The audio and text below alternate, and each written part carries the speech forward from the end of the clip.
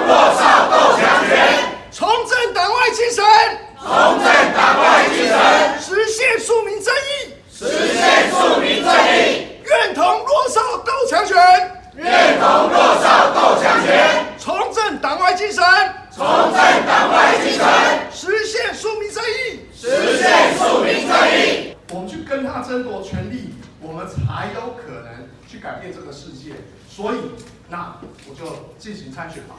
好，那这次参选的选区呢，是在这个临近县的选区，也就是说，也就是东区、南区、中西区跟安平区。好，那这是整个台南市的最核心的地带，事实上也是这几年赖清德他执政的时候呢，破坏最严重的一个区域。那首先我们来看一下台湾现在到底碰到什么样的问题呢？其实我觉得台湾现在最主要的问题就是有2个，第一个呢就是低薪，第二个呢就是高房价。哦，当我们老百姓没有办法去安居乐业的时候，这个国家怎么会发展呢？而且我们这个低薪高房价在全世界上面来评比的话，其实也都是异常的严重。我们的房价痛苦指数是全世界第3名啊，全世界排得上名的国家的第3名啊。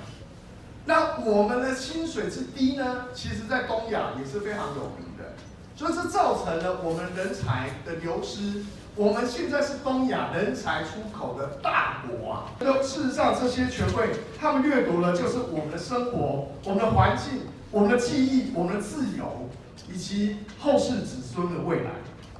只有我们一般老百姓有人格尊严跟人权的时候呢，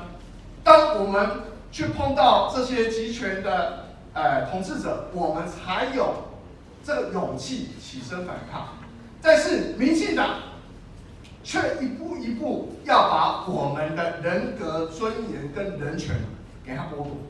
跟征收所获的土地，他把它变卖，他得到了2600多亿呀。今年又有新闻，我们可以看到又增加了100多亿，所以总共这几年之间，从赖清德主政到现在，他的代理人在市政府里面，他从我们台南市民身上抢了2700多亿，然后更可笑的是，赖清德以及他代理人还把它当作政绩来宣传，然后你一般的老百姓竟然对这件事情就这样子默默的承受，